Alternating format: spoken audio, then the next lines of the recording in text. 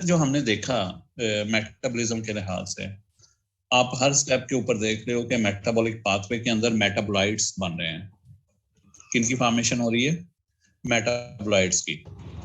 तो जो flux of metabolites है ये मेटाबॉलिक पाथवे में ये रेगुलेट करते हैं इन अ कंसल्टेड मैनर, राइट।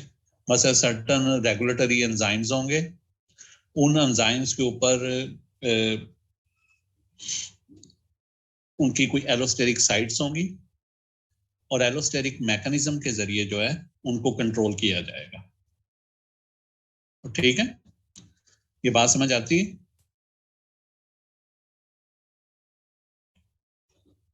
नहीं, ये जो बात मैंने की है ये आपको अंडरस्टैंड हो गई है कि नहीं होगी?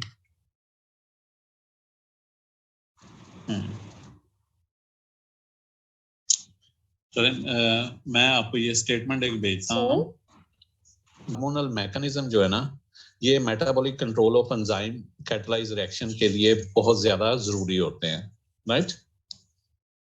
अब इस पूरे प्रोसेस को जब आप अंडरस्टैंड कर लोगे तो आपको हार्मोन्स का भी पता चल जाएगा, आपको एंजाइम्स का भी पता चल जाएगा, राइट, कि हार्मोन कहाँ पे रोल प्ले कर रहे हैं और एंजाइम्स जो हैं वो कहाँ के ऊपर जो हैं वो रोल प्ले कर रहे हैं।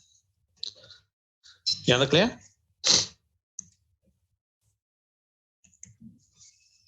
हेलो, अगर यहाँ तक clear? Yes sir. Okay sir आज तो प्रैक्टिकल करना था हमने। 14.8, ये 14.8 जरा ये खोलिएगा फिगर।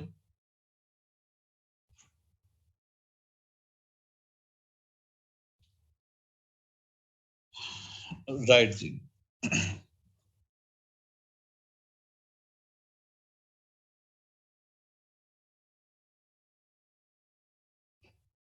अच्छा जी, अब आपके पास ए एक सबस्ट्रेट है, राइट।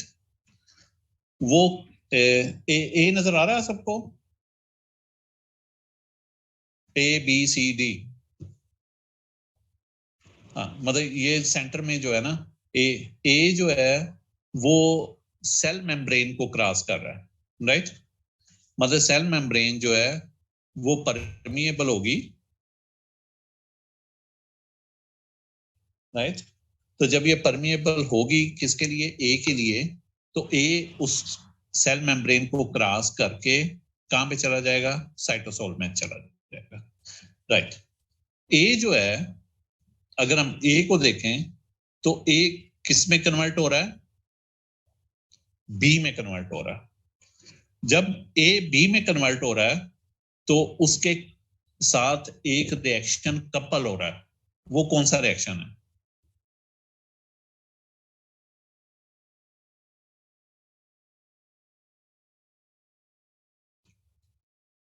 हाँ जी बोलिएगा। एक्स और वाई, इस रिएक्शन को कहते हैं कपलिंग रिएक्शन। मतलब उसी वक्त में जब ए बी में कन्वर्ट हो रहा है तो उसी से चाहे वो एनर्जी देगा या उसे एनर्जी देगा, यानी एक्सोथर्मिक या एंडोथर्मिक रिएक्शन होगा, एक्सर्गोनिक या एंडरगोनिक रिएक्शन होगा। तो मतलब एक जो है वो रिएक्शन एनर्जी दे रहा होगा, दूसरा उसी एनर्जी को लेके अपने रिएक्शन को कंप्लीट कर रहा होगा। तो इस रिएक्शन को हम लोग कपलिंग रिएक्शन कहते हैं। यानी ए और बी आपस में इंटर कन्वर्टेबल हैं। जब ए और बी आपस में इंटर कन्वर्टेबल हो रहे हैं तो उसके पैरेलल साथ एक्स और वाई जो हैं वो आपस में इंटर कन्वर्ट हो रहे हैं। यहां तक क्लियर हो गया? ठीक हो गया, राइट जी। जब आप बी के ऊपर पहुंचे हो तो बी से सी में, बी को सी में, ये वन साइडेड डायरेक्शन है। बी को सी में कन्वर्ट कौन कर रहा है?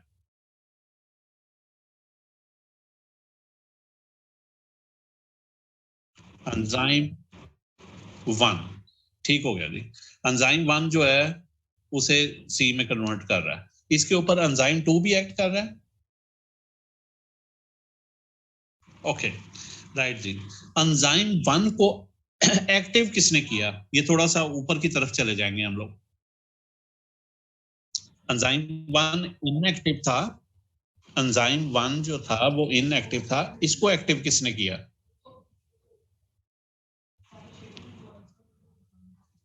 साइक्लिक एएमपी ने, ठीक है। साइक्लिक एएमपी ने वो क्या किया है, प्लस का मतलब क्या है कि वो उसको, ये एंजाइम इनएक्टिव फॉर्म में था, लेकिन जब साइक्लिक एएमपी उसके साथ मिला तो उसने इनएक्टिव एंजाइम को एक्टिव कर दिया। एंजाइम एक्टिव होने के बाद वो किस रिएक्शन के ऊपर गया? एक हमने जो है सिंबॉलिक रिएक्शन जो है वो कहा कि जो कि बी को सी में कन्वर्ट कर रहा है। इसी तरह ना सिर्फ ये कि साइक्लिक एएमपी इनएक्टिव एंजाइम 1 को कर रहा है, बल्कि आपको कैल्शियम और कालमाजुलिन वो भी नजर आ रहे होंगे, वो भी इसी एंजाइम को एक्टिव करने में अपना रोल प्ले करते हैं। ठीक है, यहां तक अंडरस्टैंड हो गया? अब आप ये देखो, ए टू सी तक पहुंचते हुए, ए टू सी तक पहुंचते हुए और एंजाइम 1 उसके ऊपर साइक्लिक एएमपी, कैल्शियम आयन और कालमाजुलिन, इसका इंपैक्ट आपको क्लियर हो गया? श्योर? अच्छा, अब इसी को देखो तो ए जो है, ए का है पॉजिटिव एलोस्टेरिक फीड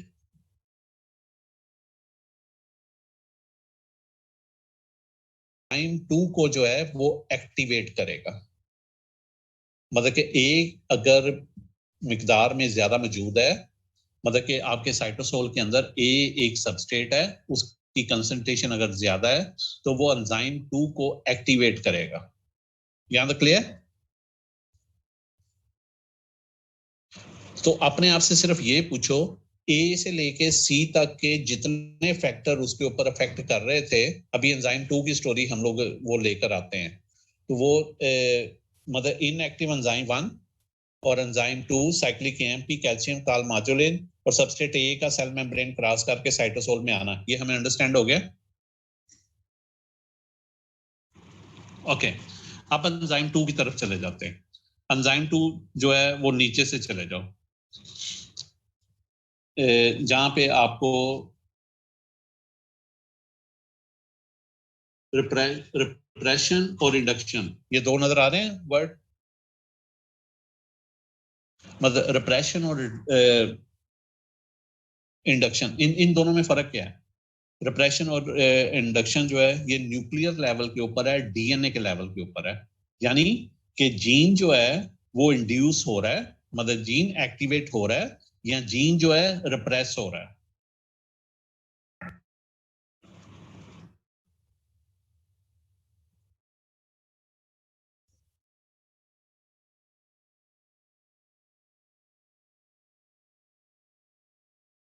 ओके, मसलन एक साइड पे वो बताएगा कि जीन इंडक्शन हो रही है तो वो पॉजिटिव है, तो nuclear production of messenger RNA, यानी कि जीन इंडक्शन होगी तो इसके नतीजे में मैसेंजर आरएनए पैदा होगा। जीन रिप्रेशन होगी तो उसके नतीजे में मैसेंजर आरएनए पैदा नहीं होगा। राइट? मैसेंजर आरएनए का पैदा होना जो है ये किस चीज की निशानी है? इस प्रोसेस को क्या कहते हैं? Replication, transcription, translation. हाँ जी, इन तीनों में से कौन सा है?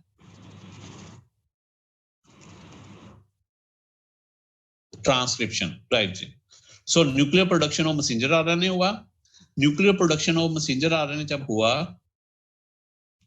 तो उसके नतीजे में जो ribosomal synthesis of new enzyme protein हुआ। आपको पता है ना, मोस्टली जो एंजाइम है वो प्रोटीनेशियस इन नेचर है, और अगर वो प्रोटीनेशियस इन नेचर है तो उनकी इंडक्शन जो है वो डीएनए से होती है। राइट? सो राइबोसोमल की सिंथेसिस हुई न्यू एंजाइम प्रोटीन से, ठीक है, और उसके नतीजे में एंजाइम 2 जो है वो प्रोड्यूस हुआ। तो जस्ट आस्क योरसेल्फ, 3 साइड से, ए से सी तक पहुंचना, एंजाइम 1 की एक्टिवेशन और एंजाइम 2 की प्रोडक्शन, ये हमें अंडरस्टैंड होता है। ये हम बेसिकली जब आप कोई भी खाना डाइट लेते हो तो डाइट लेने के बाद उसके ऊपर हार्मोन्स और एंजाइम्स जो उन्होंने अफेक्ट करना होता है, वो पूरी पिक्चर आपको एक पिक्चर के अंदर वो सब कुछ आपको क्लियर कर रहा है।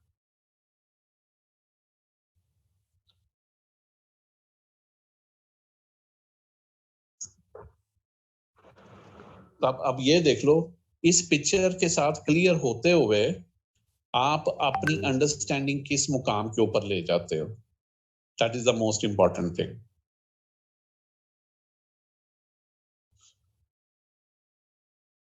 मसलन के अगर आपको ये क्लियर हो गया है तो ये आपको अपने आप को अप्रिशिएट करना चाहिए कि हार्मोन और एंजाइम आपस में कैसे इंटरेक्ट करते हुए, जो ये आपको पता है ना कि साइक्लिक एएमपी जो है वो सेकंड मैसेंजर के तौर पे काम करता है। ये पढ़ा हुआ है ना हमने जी प्रोटीन कपल रिसेप्टर के अंदर।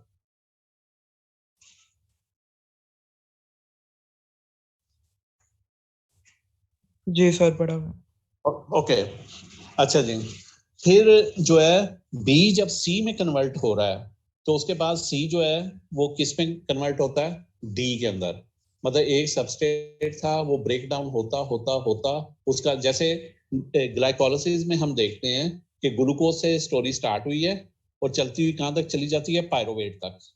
तो इसी तरह ए से बी, बी से सी और सी से डी बना। जी डी जो है वो एंड प्रोडक्ट है। जो एंड प्रोडक्ट है वो क्या कर रहा है, वो नेगेटिव एलोस्टेरिक फीडबैक इनहिबिशन करेगा। यानी कि डी जब आपके पास सिस्टम में आ जाएगा तो डी एंजाइम 2 की एलोस्टेरिक साइट के ऊपर लगेगा जाके, और एंजाइम 2 को कहेगा कि मजीद फंक्शन करना छोड़ दे, यानी कि मैं इतनी कंसंट्रेशन में बन चुका हूं कि मजीद अब आपकी जरूरत नहीं है। अब आपने सिंपली अपने आप से पूछना कि क्या ये पूरी पिक्चर हमें अंडरस्टैंड हुई है कि नहीं हुई है। और अगर आपने इसको आज अंडरस्टैंड कर लिया है तो ये मेटाबॉलिक पाथवे के बेसिस हैं, जिनकी बेस के ऊपर पूरा मेटाबॉलिज्म जो है वो चलना है। मतलब पूरे इस साल का जो सिलेबस आपने कवर करना है वो आपने इस टॉपिक की बेस के ऊपर करना है, इंटर कन्वर्जन ऑफ मेटाबॉलिज्म।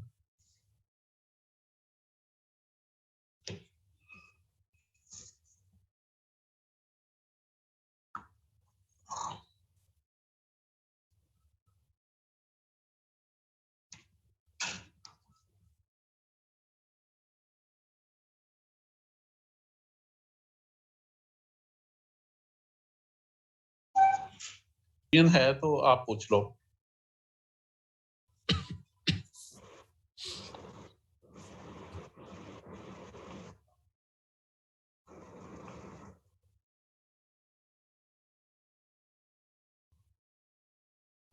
मतलब ये अब जो है ना वो आपको अब आगे की तरफ ये ले जा रहा है। मसलन होपिंग के जी के नेक्स्ट हम लोग ये पूरा गो थ्रू करके हम लोग अपने प्रोटीन और अमाइनो एसिड के टॉपिक की तरफ जो है वो चले जाएंगे। लेकिन उसके बाद आपको पूरी पिक्चर क्लियर होनी चाहिए कि जब हम प्रोटीन अमाइनो एसिड कर रहे हैं तो बेसिकली हम स्टैंड कहाँ पे करते हैं।